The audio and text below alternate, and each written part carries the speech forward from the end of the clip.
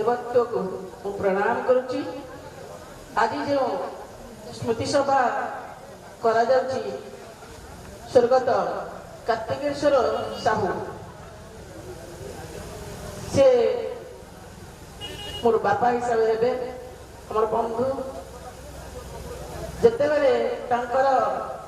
देहांत है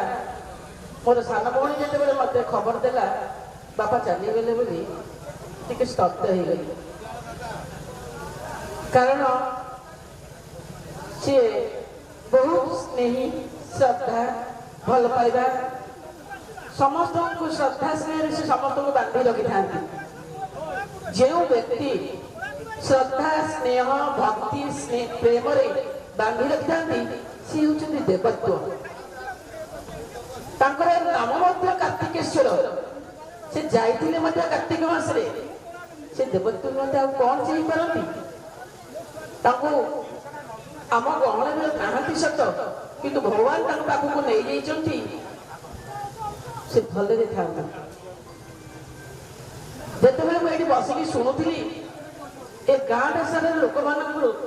जिते बन्या बात्या आसी थाए सुनामी आसी थाए द्वार खोलाई थाए समस्ते कारण समस्ते चाहते द्वार ही गले आमको सब किसी मिल से आशा कहीं हृदय हूँ बहुत बड़ से समस्त को भल पाती समस्त को श्रद्धा करती से देवत्व जहाँ पाखे श्रद्धा नहीं स्नेह नहीं भक्ति नहीं प्रेम नहीं से असुरित बोली कह जाए। जहाँ पाखे किंतु भक्ति श्रद्धा स्नेह भल पाइबा प्रेम थाए से हूँ देवत्व से देवत्व ही जिते बड़े भगवान नहीं शिष्य को कौन करवा मणित जन्म हो माने मृत्यु तो निश्चित अच्छी दिने ना दिने समस्ते किए ना किए जीवे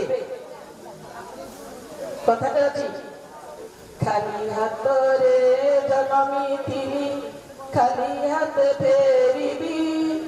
ए धन जन रूपवा मन सबे किछि न नेबी से किछि नहीं जाई रहती कौन से धर्म एत अर्जित थे बहुत किसी बयासी बाटी से जड़े श्रेष्ठ व्यवसायी कहले अत्युक्ति हे ना किसी नहीं कि जाइना सब पड़ी रही पुत्र माने नाती यह बजाई रखिए से जो भाव बजाई रखी समस्त को बांधी रखी भगवान पुत्र मान से साहस दिंतु शक्ति दिंतु से